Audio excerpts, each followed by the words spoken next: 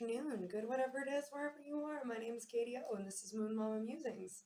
Welcome back to my living room for another Astrology People for today, the 25th of October, 2021. We're in a waning gibbous moon in the sign of Gemini. Before I get started, just a few little announcements. Hey, thank you guys so much for your patience. Sorry for my absence. I encountered a little bit of a stomach infection, which was great fun. So I've been curled in my bed in a ball for the last several days trying to recover from this nasty, icky, oily energy. Just feeling pretty crappy, to be honest with you. So sorry I wasn't around. Sorry this Peephole is late too. I'm going to be uploading it as soon as I finish recording it. But I know it's a little bit later than usual. But I thought it was still good. I felt well enough today to come and talk to you guys about what's going on. I'm going to record a few more in the process. But let's just start one thing at a time. Now, it's really interesting because before I actually got sick, I sat down to record a couple of people's. And I got this energy, I got a little bit of the energy, and then I recorded the whole people, and then I realized, oh my God, I recorded an entire people for the wrong date. Like, I was saying the 25th, but I talked all about the astrology for the 24th. So it was a scrap. It was basically the same thing that I had channeled for the day before, and the video was already uploaded and ready anyway. So it's interesting that happened because the energy that I got when I first started feeding into the 25th of October was full silence. And I was like, surely something's going on. Like, hello? And I heard, come out, wherever you are. Ollie, oxen free. And I was like, oh, it's a game of hide and seek. Fantastic. So today we are playing a sneaky game of hide and seek with the universe. Some of you guys might be experiencing revelations of things that have been hiding from you. Maybe throughout Mercury retrograde, you realized that there was something that you hadn't noticed that is coming out today or in the last couple of days. Or maybe you feel like you're searching for something. Either way, there's a game of hide and seek going on, whether you are the seeker or the hider. It doesn't really matter, but it's sneaky. It's a bit of a sneaky vibe. Now it's interesting. We have the Moon and Gemini, and the sign of Gemini is often described as the twins. It's a very dualistic energy, but based on our themes of the last little while, is we're not really talking about dualism. We're talking more about polarity. So in the polarity of things, Gemini has us look at two sides of a coin in order to find a middle ground between the two of them. Not that they're opposites necessarily. Just because one is true doesn't mean the opposite is automatically false. But it helps us find a common ground in the center. And maybe that's what we're seeking. Yeah, trying to find that common ground. I really like the sign of Gemini as well because it's, first of all, my moon is in Gemini. So I do tend to feel fairly at home in a moon of Gemini. It's a very witty, very creative energy. It's an air energy. It's the mutable air. It's really, oh wait, is it the mutable or the cardinal? No, it's the mutable air. But it's innovative, it's different, it's changing, it's adaptive, it's smart, it's clever, you know? So I like that we're playing hide and seek, at least in a Gemini moon, when we can be clever about what's going on with it, right? We may be challenged, but we know that something is going to end up coming to fruition that will work out in everybody's favor.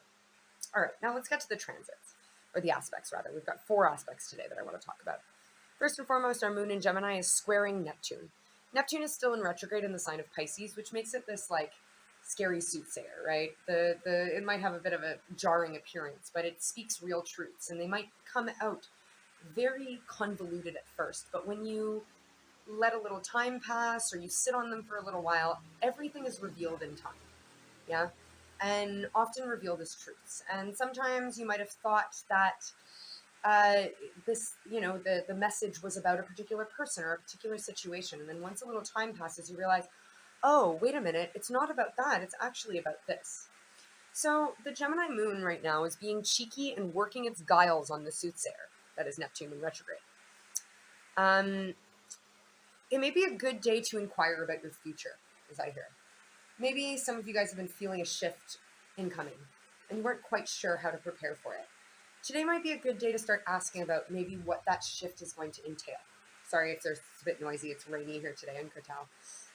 Very soothing, very cleansing. I like it a lot. It's a nice rain. So maybe we're using this Gemini energy of being clever and proactive and creative to sort of deal with this murkiness that the soothsayer has brought to us, to try and have a greater sense of what's going on. Yeah. It's a square can be challenging, of course. It's not easy, but the Gemini moon is up to the task because of this creative and adaptable sort of way about it. We also have the moon in opposite of Venus. Now, Venus is in Sagittarius, asking us to have strong convictions about what we know is right for us, but also to have strong convictions about what we know is right for the greater us. Yeah, Sagittarius is the sign of the collective of humanity. So whenever there's a planet in its sign, I often see it as a double meaning, in that we're looking at things for for ourselves, yes, but they have a greater implication with the larger theme of humanity itself. So again, maybe today we're trying to sort of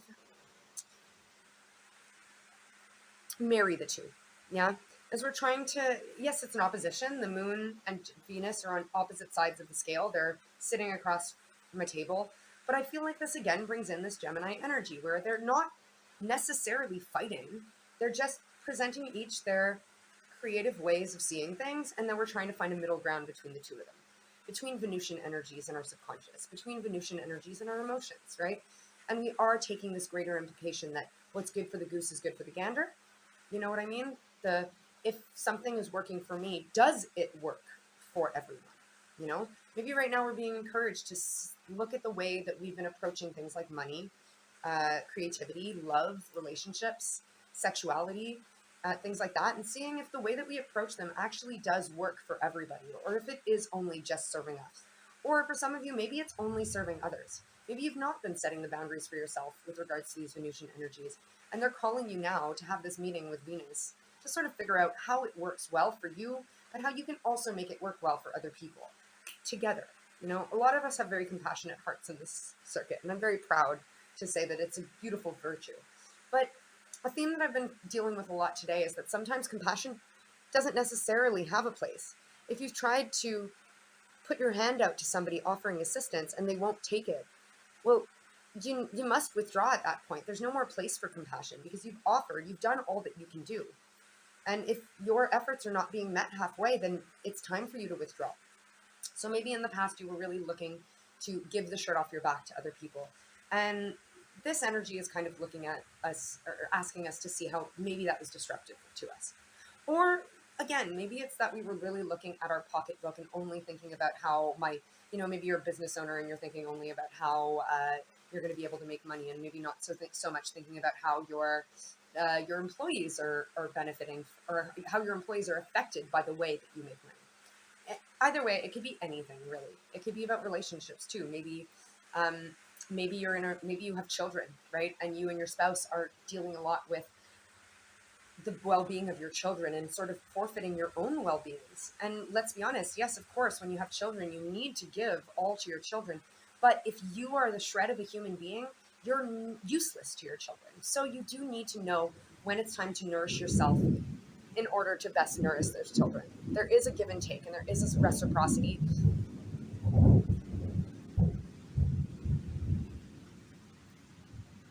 Thunderbolts and lightning, very, very frightening me, Galileo. So maybe maybe the universe is telling you to soften up your approach on these kinds of things. With yes, you do need to give to your children, but don't forget yourself in this type of thing. We have the moon in a trine with Jupiter. Now, Jupiter has recently come direct back to its beautiful, exalted self of the expansion, the luck, the growth. Yeah. So this Gemini moon is the perfect time to expand your horizons. So what we were talking about before, about seeing how maybe we have to look at our future, and maybe seeing how in our past we responded to the prospect of our future by not evenly distributing our energy while also keeping some for ourselves. So now we're being asked to expand this energy, to grow on it, to take it and run with it, really. And with the moon trining Mars as well, this is saying that it's a really lucky time to make plans. Yeah. I mean, Jupiter expands us, but Mars is the warrior. Mars is the action taker, right? So maybe it's time to make some very small plans. Nothing that drastic, right? Just little bits of action right now to try and benefit ourselves in the future, to try and set the scales even, to try and balance out this energy that maybe has not been looking out for us in a certain way. So actions may only be small for now, but if we can act smart, then we can get ahead, right? So the Moon and Gemini trining Mars, it's that lucky expansive energy of the trine. Mars the warrior, and Gemini this like creative and clever kind of part of our subconscious is we can act smart right now. We can take whatever is going on and do it in a really clever way so that it does benefit us, so that it does benefit others, so that we can marry this compassionate heart with a sense of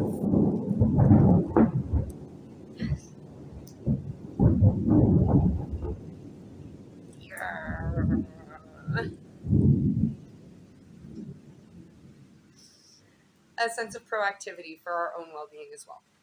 It's funny, the come out wherever you are. Clearly they're coming out. In the last couple of days we've had like the threats of rain, but it's only been raining a little bit, and here's finally the storm coming out wherever it was. Here it is. Anyway, so that's the energy of today. There's been a big shift, right? I feel like a lot of the time lately we've been feeling a little bit helpless, like we don't really have much control over our situation. But I feel like today things are changing. Is we're realizing, especially with this moon trining Jupiter and the moon trining Mars and it opposing Venus, that really is showing me that to bring the compassion into the actions for our own personal growth and expansion. And I feel like we are getting the green flag from the universe to actually start doing things. Yeah, it's time to act. Yeah, it's time to act. Okay. I'm going to pull you guys a card of the day from the Tarot of Mystical Moments. Let's see what we can get. Let's see. It's been a couple of days since I've shuffled my cards. Oh my. Okay, well, it's these ones. And that was just all for show. Good Lord.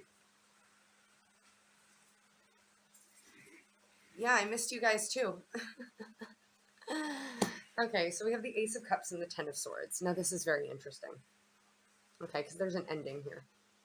But it's sprouting a new emotional beginning. Yes, we've been having to be clever about something. We've been having to put a pin in something, yeah? We've been having to use our mind. This moon transit's asking us to use our clever energies, using that parts of our subconscious that does think proactively about us. And in this card, I've talked about this card before. I love this because a lot of the time, the Ten of Swords is depicted as a person being stabbed in the back. But this is interesting because it's like this intricate hairdo that this woman has created is being held in place by so many swords, right? So this kind of brings me back to that idea from a few weeks ago where I was talking about how, you might get this beautiful dye job done at the salon and think, oh my God, I look so great. But when you realize that it requires so much maintenance, you might not want to do it anymore. So this is the realization of, oh my God, if I want to have this hairstyle, I have to depend on all these 10 hands with their little pins to hold it together. Is it really worth it? And with the Ace of Cups here, I feel like we're realizing that no. Fuck no, it's not worth it, they say. No, it's not worth it because it wasn't giving us emotional fulfillment to be sitting in that energy of needing to be held. Yeah? Needing to have so many other things holding the pieces in place for us wasn't fulfilling us. And once we let our hair down and just deal with what we've got instead of what we need to ask for others, then we can actually make ourselves flourish in a way. These butterflies flying out of this cup. And look, she's sitting by the water. She's looking at the water. The cup is heavy, right? She's holding it on her shoulder. It's big. Her emotions are weighty, right? But they set her free. So maybe it's time to understand this ending from a different perspective, to look at it from this Gemini Moon perspective of being creative and open about it, and allow our cup to finally flourish. For a long time, I'm hearing some of you guys were very, very resistant to allowing your emotions to influence what you were doing. King of Pentacles under the deck, but the feminine version of the King of Pentacles. So we were really worried about our money for a long time. We were really worried about it, but now that we're not worrying about it, we're realizing that we're able to pull abundance from ourselves. And once we get rid of these swords and let our cup flourish, then that's when we have everything that we need. So some of you guys are feeling like you're being forced to make a decision that might put you at a financial deficit, I'm hearing. Trust that everything and all of the good work that you've been doing in the last months is going to protect you from anything bad happening. Yes, you might have to take a financial downfall for a little while, but in the end, you're going to end up that King of Pentacles because you sit in your feminine energy and because you bring this innovative compassion to all of this, because you take your baby steps and you understand that sometimes it's an investment. Sometimes you put in a little bit and you have to wait for it to come to fruition. And I think that that's beautiful. I think that that is really beautiful.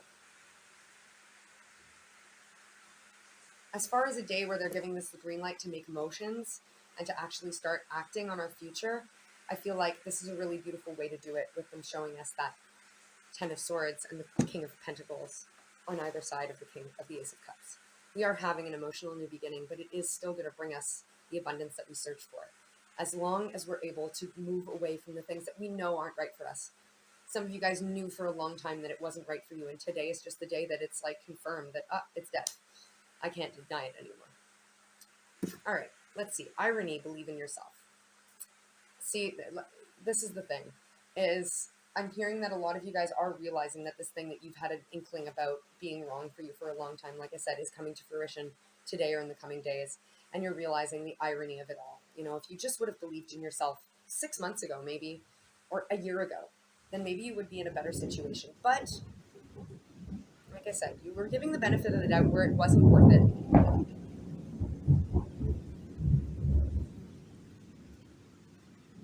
Your compassion is a beautiful thing normally, but you were beating a dead horse.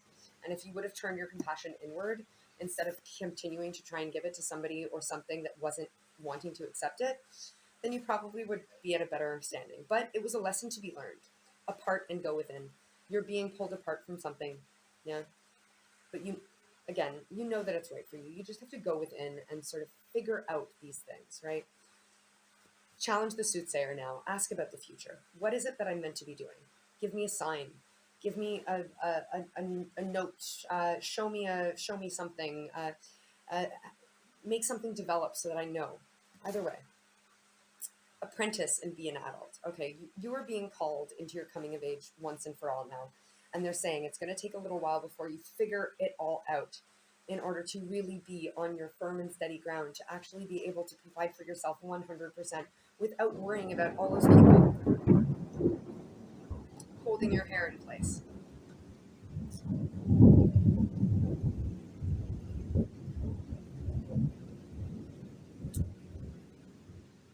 But just like with any craft, there is a period of time where you need to humble yourself. Say, I don't know how to do this. Ask for help from somebody who does know.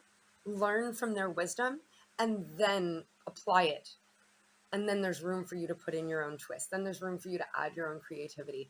And it's all beautiful things. But remember, the apprenticeship is half of the beautiful journey of all of this. It might be uncomfortable for a little while. Absolutely.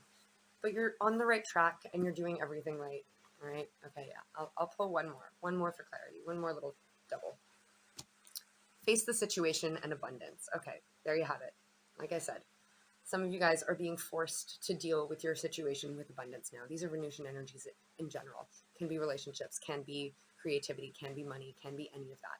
But either way, you need to face the situation now. You're being called to do so. And do so with all of the beauty and compassion that you have inside of you. Facing this situation is turning yourself inward and helping yourself, being compassionate towards yourself. Because you want all this beautiful success, of course, and you're destined for it, but you have to claim it eventually.